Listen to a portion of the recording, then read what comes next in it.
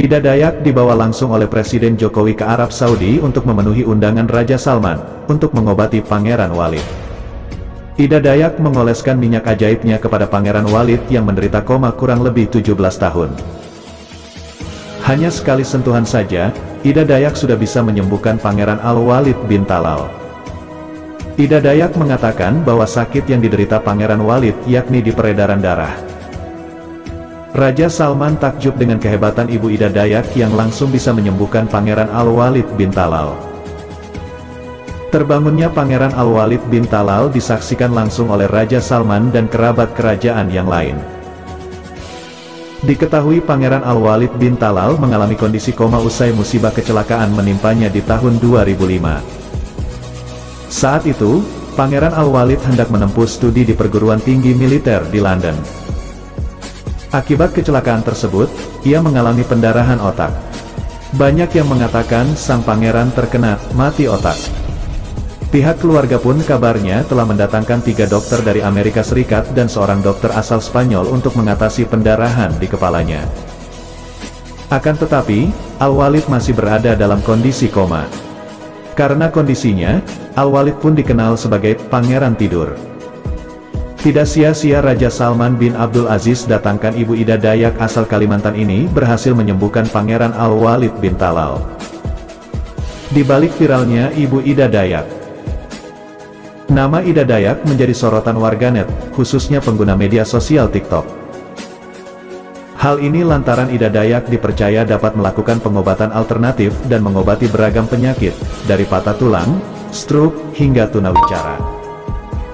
Ida Dayak semakin terkenal karena ia disebut-sebut tidak pernah meminta imbalan kepada pasiennya ketika melakukan pengobatan. Ida diketahui hanya menjual minyak bintang dengan harga Rp50.000 saja. Sementara praktik pengobatan yang dilakukannya ini tidak dipungut biaya apapun.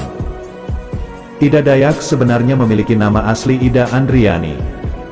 Dirinya lahir dari Pasir Belengkong, Kabupaten Pasir, Kalimantan Timur pada Juli tahun 1972. Nama Dayak tersermat di belakang nama panggilannya lantaran ia kerap mengenakan pakaian adat suku Dayak ketika melakukan pengobatan.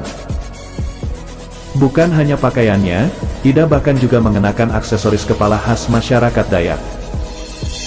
Ketika melakukan pengobatan Ida Dayak biasanya akan memulai dengan melafalkan kalimat tauhid la ilaha illallah dan basmalah. Pelafalan kalimat tauhid dan basmalah ini dilakukannya untuk menunjukkan bahwa kesembuhan hanya berasal dari Allah SWT.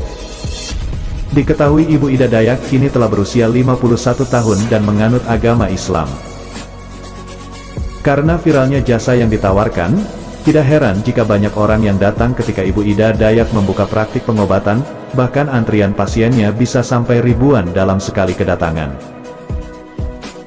Karena kemampuannya yang luar biasa dalam mengobati pasien, Ibu Ida Dayak kerap disebut sebagai wanita sakti.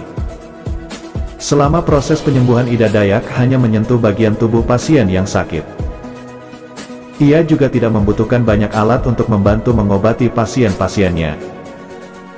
Cara Ida Dayak mengobati pasien ketika ritual pengobatan, Ida Dayak kerap menggerakkan anggota tubuhnya dengan melakukan pemijatan pada bagian tubuh yang merasa sakit atau bermasalah.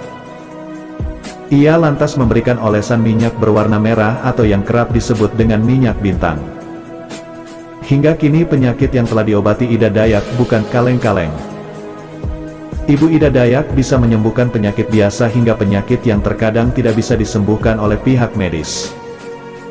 Misalnya, ia bisa meluruskan tulang yang menonjol dan bengkok tanpa peralatan medis.